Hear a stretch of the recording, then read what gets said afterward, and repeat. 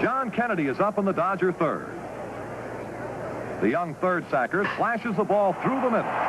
But there goes Aparicio, and he reaches out and spears it. What a play. It looked like it was through there for a hit. Now little Louie puts on the brakes and throws perfectly to first base. Though Kennedy just can't believe it. And neither can the crowd.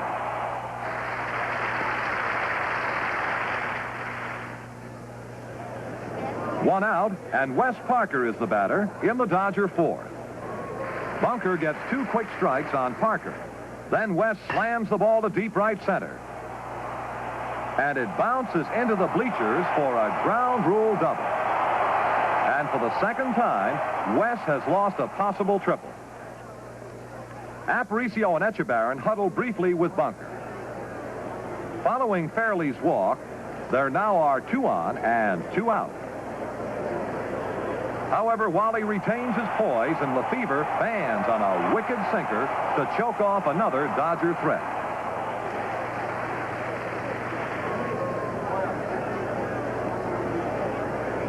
Paul Blair comes up in the Oriole fifth with 2 out. Osteen cuts loose with his first pitch, and Blair connects solidly. There it goes. Back. It's a home run. A fan caught the ball out there. It's a 430-foot drive. A tremendous blast. This is a big one indeed at this point. All the Orioles are on their feet applauding Blair as he heads into the dugout. And the Orioles are in the lead 1-0. Blefary bats in the Orioles sixth. And the slugging outfielder rifles a liner toward right, but Parker leaps up for a spectacular one-handed catch. It ends the inning and keeps the Dodgers within striking distance of the Orioles. Baltimore fans are tense as the game goes into the ninth, with the Orioles still clinging to that narrow 1-0 edge. First man up for the Dodgers is Ron Fairley. And Ron fans on a fastball breaking away from him.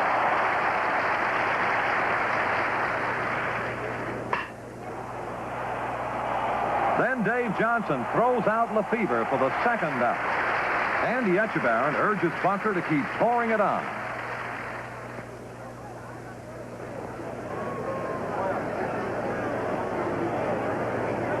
Lou Johnson swings and misses for strike 2. There are 2 out, but it takes only 1 swing to tie the score. So far, it's been Bunker's best effort of the season since he hasn't had a shutout all year. Uncoiled from his beautifully balanced windup, Wally fires another fastball. Johnson takes a terrific cut. But he tops the ball for a grounder to short.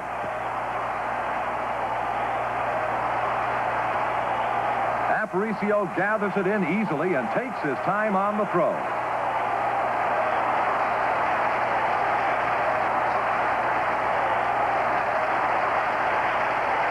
And the Orioles win 1-0 for their 3rd straight victory.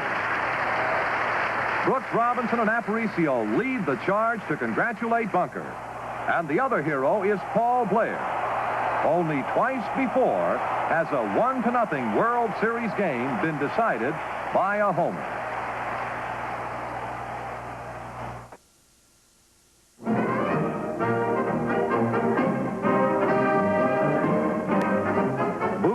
And Brooks Robinson warm up before Game 4. Paul Blair is one happy fella after blasting a homer that won yesterday's game 1-0. Andy Etchebarren, who has done an excellent job behind the plate, and Dave Johnson are rookies who have been prominent in the Orioles' success all year. And here is Hank Bauer with Wally Bunker and Jim Palmer, young pitching stars who have shut out the Dodgers in their first World Series appearances. Jerry Hoffberger, principal owner and chairman of the board of the Baltimore Orioles, is enjoying the results thus far. Dave McNally begins warming up for a rematch with Don Drysdale, who opposed him in the opening game. Vice President Hubert Humphrey throws out the first ball. The Orioles bounce onto the field brimming with confidence. McNally walks to the mound. Wills approaches the plate. The Orioles are ready. And the game is on. With Wills swinging at the first pitch, he flies out to Dave Johnson in short center to bring the first cheer from the record Baltimore baseball crowd of 54,458. Kurt Blefary walks in the second inning, and the Orioles have 2 on with 1 out. That brings Dave Johnson up, and he grounds to Lefevre.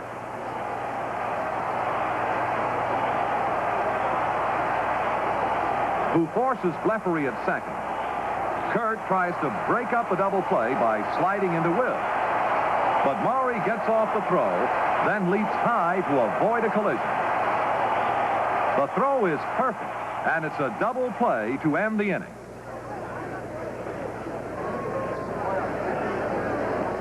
Frank Robinson steps to the plate in the Oriole fourth with 1 out and nobody on. Drysdale fires, and Robbie blasted deep to left. It's a home run. A tremendous drive of 410 feet. That's number 2 for Robbie in the series. He topped the majors with 49 during the season, and Dodger pitching hasn't been able to slow him down a bit.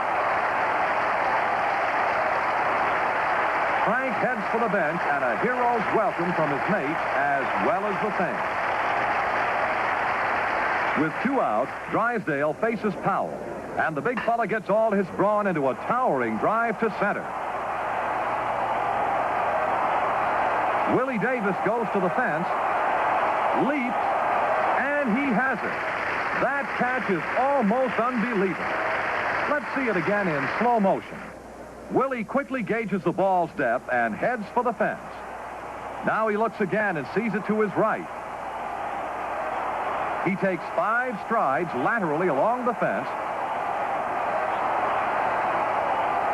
Then up he goes for the ball. Up and back, in fact, because the ball actually was beyond the fence when he grabbed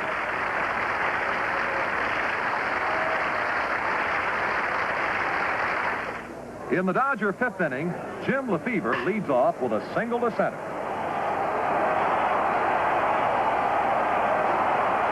McNally now comes to a set position, and Parker slaps a twisting grounder to Brooks Robinson's left.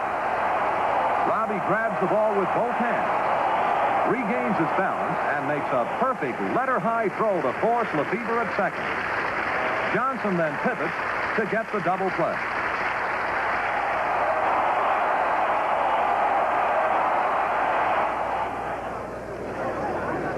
Dave McNally cuts loose a curveball. Fans Roseboro, and it's a World Series record of 29 consecutive innings in which the Dodgers fail to score. Don Drysdale goes to the mound for the Oriole 5th. With 2 out, Drysdale faces Echeverry, and the young catcher strikes out.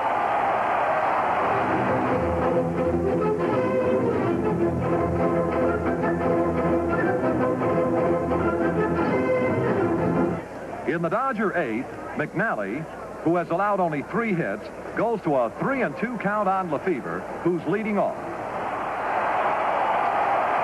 Jim connects with full power and explodes a long one to center field.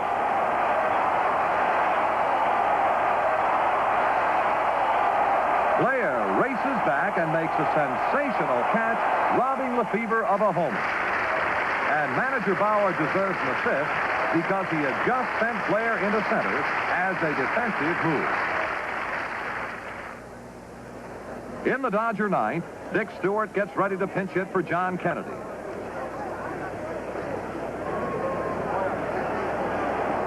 McNally is in fine rhythm today as he tries to protect a 1-0 edge.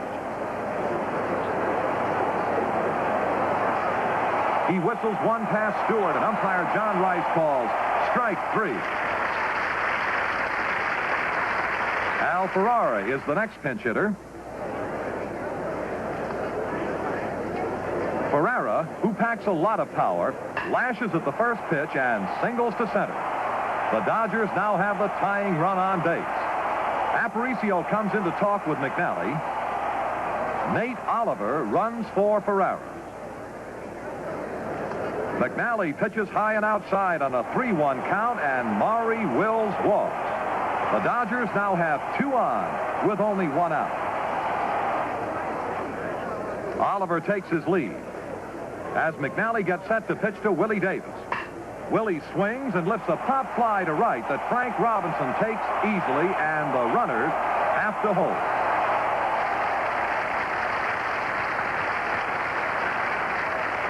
Harry Burkeen, Oriole pitching coach, talks with McNally.